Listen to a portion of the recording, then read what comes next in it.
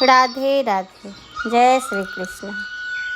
नमस्कार दोस्तों, अनुपमा भक्ति चैनल में आपका स्वागत है।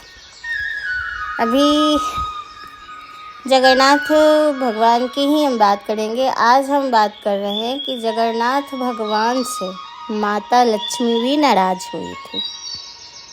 तो क्यों नाराज़ हुई, इसी बारे में आज हम बात करेंगे। पहले हम ये जानें मंदिर की मान्यता। मंदिर की मान्यता और प्रसिद्धि की एक वजह जो प्राचीन होती है और मंदिरों का खजाना लोगों को अपनी ओर आकर्षित करती है। मंदिर का खजाना मंदिर के आध्यात्मिक और सांस्कृतिक वैभव में चार चांद लगाता है और लोगों के मन में इस मंदिर में स्थापित देवता की परलौकिक शक्तियों के प्रति विश्वास भी जगाता है। भगवान 18 पुराणों में से एक हरिवंश पुराण में भगवान विष्णु का एक जगन्नाथ नाम भी मिलता है। वही भागवत कथा में श्री कृष्ण को जगन्नाथ नाम से पुकारा गया है। श्री कृष्ण विष्णु के 8वें अवतार हैं। पौराणिक मान्यता को माने तो जगन्नाथ धाम के तार द्वापर युग से कृष्ण अवतार से ही जोड़े गए हैं। 12वीं शताब्दी से यह इतिहास के जानकार बताते हैं कि मंदिर में मौजूद देव प्रतिमाओं को महाविष्णु का ही स्वरूप मानते हैं। नारद पुराण में पुरी को श्री क्षेत्र, पुरुषोत्तम क्षेत्र और धरती पर मौजूद बैकुंठ कहा गया है। इसीलिए यह मंदिर आध्यात्मिक ही नहीं बल्कि धन संपदा वाली भी है। श्री का अर्थ है लक्ष्मी और श्री क्षेत्र यानी लक्ष्मी का क्षेत्र, तो यहाँ धन संपदा की तो कमी हो ही नहीं सकती है। पूरी धाम को श्री क्षेत्र क्यों कहा जाता है, इसके पीछे एक किंवदंती प्रचलित है। माना जाता है कि जिस तरह महादेव के 12 ज्योतिर्लिंग देश भर में मौजूद है, ठीक उसी तरह चारों दिशाओं में 4 भगवान विष्णु धाम भी स्थापित है। ऐसी मान्यता है कि भगवान विष्णु बद्रीनाथ में स्नान करते हैं, द्वारिका में वस्त्र पहनते हैं और पूरी धाम में भोजन करते हैं और रामेश्वरम में रात्रि में शयन करते हैं, सोते हैं। 4 धाम की इस परंपरा को आदि शंकराचार्य के समय मान्यता मिली, जब उन्होंने सनातन संस्कृति का फिर से स्थापित किया। कथा है कि एक बार देवी लक्ष्मी शिव पार्वती के समान ही धरती पर अपना निवास बनाने की इच्छा जताई। इसके लिए उन्होंने स्थान खुद ही अपने आप हाथों से भोग लगाने का भगवान विष्णु को ऐसा उन्होंने अपनी इच्छा प्रकट की कि हम अपने हाथों से आपको भोग लगाएंगे। तब भगवान विष्णु ने इनकी इच्छा पूरी होने का वचन दिया कि द्वापर युग के अंत के समय जब होगा तब हम आपके समय आने पे उस समय हम आपकी इच्छा पूरी करेंगे। तो श्री कृष्ण ने जब देह त्यागा तब से जगन्नाथ भगवान की स्थापना हुई मंदिर। एक कथा के अनुसार एक दुर्वासा ऋषि ने श्राप के कारण जो तीनों लोक से लक्ष्मी सागर में समा गई। तीनों लोक के वैभव लक्ष्मी को इसी सागर में चली जाने से सारे लोक से धन संपत्ति विलुप्त हो गई। तो फिर जगन्नाथपुरी में दोबारा विष्णु भगवान से इसी सागर से माँ लक्ष्मी उत्पन्न हुई और भगवान से दोबारा मिलन हुआ और यहीं पे लक्ष्मी प्रकट होने के कारण इसे श्री क्षेत्र कहा जाता है। और एक बार यह भंडार खाली हो गया था क्योंकि माता लक्ष्मी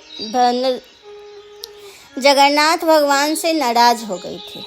कथा है कि भगवान जगन्नाथ रथ यात्रा पर निकले तो अपने साथ भाई बलराम, बलभद्र और बहन सुभद्रा को लेकर गुड़ांचिया मंदिर की यात्रा पर निकले, जहां उनकी मौसी रहती थी। पर उन्होंने माता लक्ष्मी को साथ नहीं ले गए और ना ही लक्ष्मी को यह बात बताई। यह बात माता लक्ष्मी को बहुत बुरी लगी। वो क्रोधित हो गई। जब भगवान जगन्नाथ जी गुड़ीचा मंदिर से वापस आ रहे थे तो लक्ष्मी जी ने उनका रथ तोड़ दिया रथ का पहिया तोड़ दिया। उसके बाद लक्ष्मी अपने मंदिर हेरा गोहिरी शाही में लौट गई। लक्ष्मी जी के नाराज हो जाने पर बलभद्र, सुभद्रा और जगन्नाथ भगवान को भी कई परेशानियां झेलना पड़ा। लक्ष्मी जी क्रोधित होकर मंदिर का पट बंद कर दिया, जिससे वे तीनों बाहर ही रहना पड़ा, जिससे तीनों को भोजन पर भी समस्या हो गई। लक्ष्मी जी ने तीनों को श्राप भी दिया था कि 12 वर्ष तक उन्हें किसी के हाथ का खाना नहीं मिलेगा, सिर्फ उन्हीं के हाथ का खाना बना मिलेगा। लक्ष्मी जी के नाराज होने पर मंदिर में अशांति फैल गई। जगन्नाथ भगवान की पूजा अर्चना में भी बाधा आई। घटना हेरा पंचमी के दिन होती है। रत्न भंडार भी खाली हो गए। अब माता लक्ष्मी रूठ जाएगी तो धन धान की तो कमी हो ही जाएगी। माता लक्ष्मी के नाराज होने पर जगन्नाथ धाम में वैभव और समृद्धि की कमी हो गई।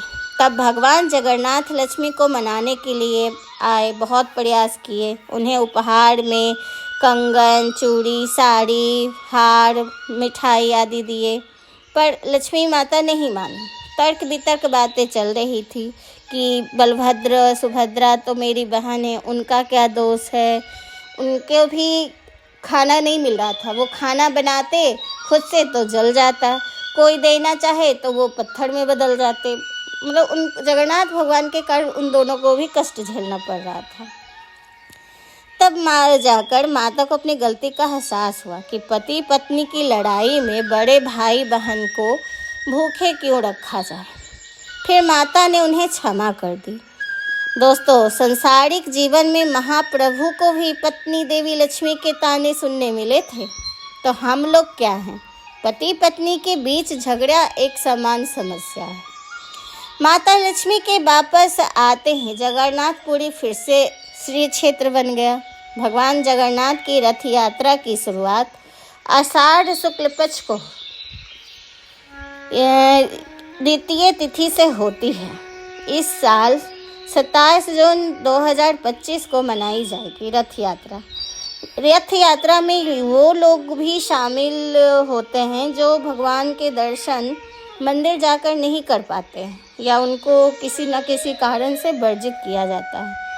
तो भगवान खुद ही दर्शनाली को जो नहीं जा पाते मंदिर, उनको दर्शन देने आते हैं मार्ग में, ऐसा कहा जाता है।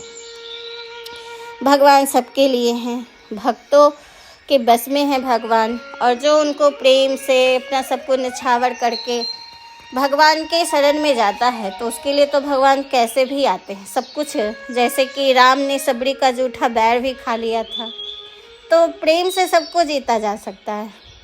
और भगवान भी प्रेम से आते, श्रद्धा से आते हैं। आपके धन दौलत या आप खूब मिठाई या ये वो चढ़ा रहे, उससे भगवान प्रसन्न नहीं होते हैं।